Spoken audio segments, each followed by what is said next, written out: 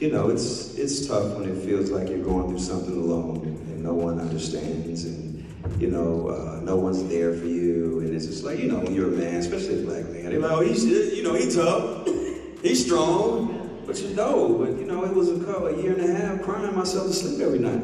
Nobody see that. Yeah. Nobody see that. Yeah. Guys, on a serious note, somebody really needs to check on Cory Hardict because the photos of his ex-wife, Tia Mowry, kissing a much younger man and talking about how much she is in love with him must be doing the most to him. I'm in love. Oh my gosh. So let's just say. Really in love? Yeah. Oh my goodness. Wait. And by the way, I'm talking about a man who allegedly taught one of their kids. Crazy. Honestly, if the rumors are true and Javone Armada was their daughter's teacher, it adds a whole new layer of oh my god to the situation. People are dying to know. At what point did the interest grow? Was Cory still in the picture? This is just something else. And Cory is already taking a dig at Tia after pictures surfaced because he rarely posts anything about himself. But after Tia's pictures with Lil Chocolate were posted, he posted about grown man strength and a clip from a movie where he played a deranged boyfriend. Is this him being salty and jealous? Child, maybe somebody really needs to check on him, because insiders are saying that he is down bad. Now, just for a bit of background, I'm sure y'all have noticed that Tia has been out knocking boots with a much younger man. His name is Javone, a 35-year-old teacher and artist that currently lives in LA.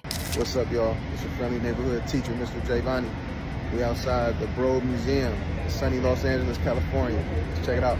From the little digging I did, I found out that he has 2 kids, a son and a daughter, and he got his son when he was 19. There's actually a post from 2015 where he wrote about this saying, I used to question why I was given a son at 19. It all makes sense now. I needed this kid today. I needed to share my life and expand my world with someone who loves me in my purest form naturally. Until I had a kid, I haven't experienced that type of love. I needed that at 19. I need it now at 24, and I got it forever and ever. Hashtag proud father, hashtag thank you son. As for what else I found out about him, he started a business focused on empowering the youth and teaching them creative art skills, and has pretty much been doing so much on matters of creative arts. He is the founder of the Campbell Hall Youth Visual Arts Residency, where he aims to bridge art and science through illustration and design. He also got a master's degree from a school in France for science fashion, and Javone's LinkedIn also says he has held roles in marketing in the past. Now, as far as how he and Tia met, apparently Javone is connected to her daughter's former school because he taught there, but reports say that the relationship started after the connection to the school ended. P.S. I really cannot verify that. But what I can tell y'all is that Tia has been dropping them hints for months, which means that this relationship is probably not as new as people may think. See, in February, Tia posted her and a mystery man's feet in the sand, and as much as some fans hoped those were Cory Hardict's feet, we now know that they belong to Javone. He has the exact same shoes in this video that he posted at the museum. The following month in March, Tia posted a series of images with the caption, "Stopping to smell the roses." And once again, while fans hoped that she was talking about Cory, that was not the case. That same month, during an interview with People, Tia revealed she had a mindset shift about the way she was approaching dating that was paying off. She was like, I like speaking it into existence, just being really positive about the words that you are telling yourself. Visualization. I'm a huge believer of visualizing things and visualizing feelings. And I just started to stop just talking bad and poorly about dating because it was very easy to do that. Tia also confirmed at the time that she was romantically involved with someone but didn't want to disclose details about her partner. She did, however, share that she's very happy, adding that she wanted to protect their privacy. I mean, it's not been private these last couple of days because their PDA has been full-blown, and I'm talking touching and kissing in public. There are people who are saying that the new relationship is good for Tia, and it even looks like the man has knocked off a few years because she looks younger. But apparently, her ex Cory is stressed.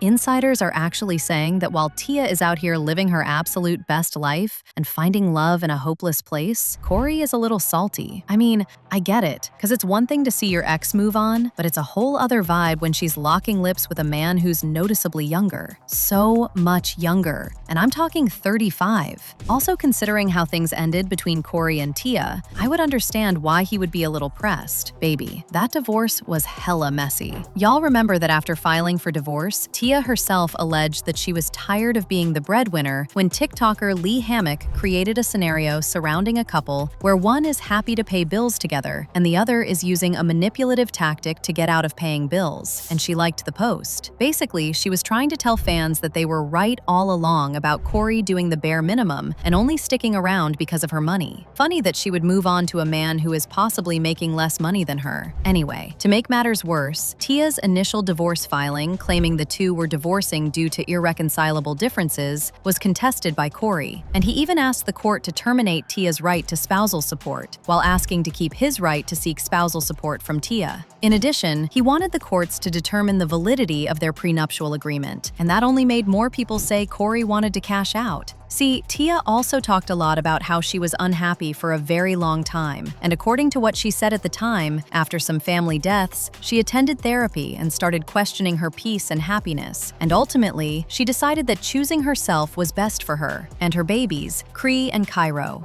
I knew when I really started to focus on my happiness. I feel like women, we tend to focus on everybody else's happiness, making sure that everybody else is okay, meaning our children.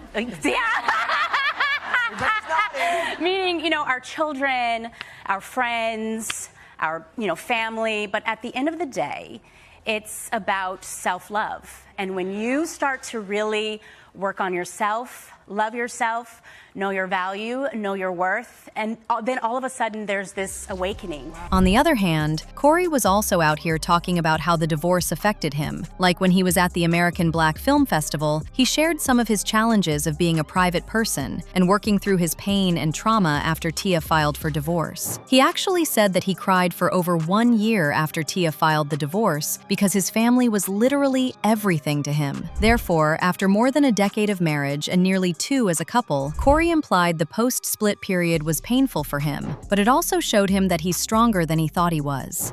It's tough when it feels like you're going through something alone and no one understands, and no one's there for you, and it's just like, when you're a man, especially a black man, they're like, oh, he's tough, he's strong, but it was a year and a half crying myself to sleep every night. Nobody see that. Yeah. Nobody see that. Yeah. You live 5 minutes away from your babies, you know what I'm saying? Because people who know Cory Hardict know that his kids and his family was everything to him.